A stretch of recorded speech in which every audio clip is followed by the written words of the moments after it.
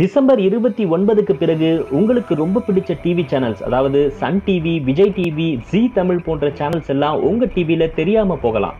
என்ன ஆச்சரியமா இருக்கா? அது எப்படி ஏன்னு தெரிஞ்சுக்கணும்னா இந்த வீடியோவை கடைசி வரைக்கும் பாருங்க.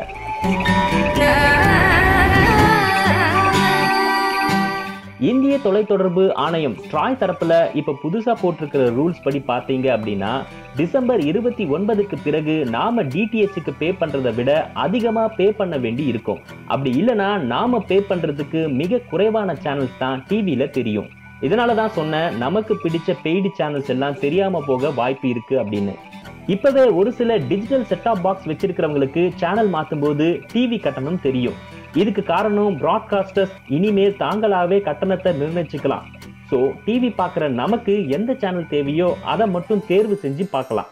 அட இது ரொம்ப நல்லா இருக்கே, நமக்கு தேவையான 5 சேனல்ஸ் மட்டும் தேர்ந்தெடுத்துக்கலாம், அதனால விலை கம்மியாக தானே வரும் அப்படின்னு நீங்க நினைக்கலாம்.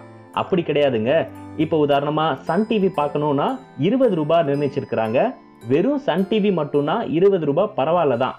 ஆனா அவங்க சன் நெட்வொர்க் பேக்கேஜ் தான் தருவேன்னு சொல்லிட்டா அது அதை விட அதிகமா மாறும். அதே மாதிரி தான் ஸ்டார் குரூப்பும். இப்படி ஒவ்வொருத்தரும் அவங்களோட நெட்வொர்க்குக்கு தனித்தனியா கட்டணம் நிர்ணயிச்சுக்கிறாங்க. ஸோ மாதம் 300 ரூபாய் முதல் 600 ரூபாய் வரை கேபிள் கட்டணம் வருவதற்கு அதிக வாய்ப்பு இருக்கு. அது மட்டும் இல்ல, அடிப்படை கட்டணம், அதாவது இலவச சேனல்களுக்குன்னு மாத இணைப்பு கட்டணமா 130 ரூபாய் நிர்ணயிக்கப்பட்டிருக்கு. இதனால இலவச சேனல்களான ஜெயா டிவி, பொதிகை போன்ற 100 சேனல்களை இந்த விலையில பார்க்கலாம். அதற்கும் மேல ஹெச்டி சேனல்ஸ் பார்க்க விரும்புபவர்களுக்கு 100 ரூபாய் கூடுதல் கட்டணமாகவும் வாங்க போறாங்க. ஸோ எப்படி பார்த்தாலும் இப்ப கட்டுற கட்டணத்தை விட இது அதிகமா தான் ஆக போகுது. எப்பவுமே ட்ராய் மக்களுக்கு பயன்படுற மாதிரி தானே கட்டணத்தெல்லாம் நிர்ணயிப்பாங்க. இப்ப மட்டும் ஏன் இவ்வளவு அதிகம்னு நினைக்கலாம். ட்ராயோட எண்ணம் மக்களுக்கு பிடிச்ச சேனல்ல தேர்ந்தெடுத்து பார்க்கணும் அப்படிங்கிறது தான்.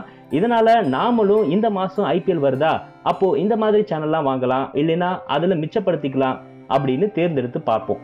இதனால யாருமே பார்க்காத சேனல்கள் தானாவே போயிடும் அப்படின்னு தான் நம்புறாங்க.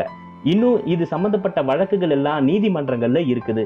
இந்த ரூல்ஸ் டிசம்பர் 29ஆம் தேதி கொண்டு வரப்பட்டது அப்படின்னா நீங்க தேர்ந்தெடுக்காத உங்க ஃபேவரட் சேனல்கள் எல்லாம் தெரியாம போக அதிக வாய்ப்பு இருக்கு. இன்னைக்கு தேதி வரைக்கும் இது பற்றிய பல விஷயங்கள் பொதுமக்களா இருக்கட்டும், இல்ல டிடிஹெச் ஆபரேட்டர்களா இருக்கட்டும், யாருக்குமே பெருசா தெரியல அப்படிங்கிறது தான் ட்ராய் தரப்புல சொல்லப்படுற வருத்தமான விஷயமா இருக்கு. ஸோ என்னால முடிஞ்ச விஷயங்களை வீடியோவாவோ இல்ல ஃபேஸ்புக், ட்விட்டர்லயோ சொல்றேன். டிசம்பர் 28, 29 என்ன நடக்க போகுது அப்படிங்கறத தெரிஞ்சுக்கோங்க. முதல்ல உங்க ஃப்ரெண்ட்ஸ் எல்லாருக்கும் ஷேர் பண்ணுங்க. ஏன்னா எல்லாருமே டிடிஹெச் இல்லைன்னா கேபிள் டிவி யூஸ் பண்றவங்களா இருந்து திடீர்னு சேனல்ஸ் தெரியலன்னா குழப்பமாக போறாங்க. இந்த ரூல்ஸ்ல மாற்றம் வர வரைக்கும் எல்லாரும் கேபிள் ஆபரேட்டர்ஸ் கிட்ட கேட்டு சேனல்களை பெறலாம். மேலும் பல அப்டேட்ஸுக்கு பேப்பர் பிளேன் சேனலை சப்ஸ்கிரைப் பண்ணுங்க.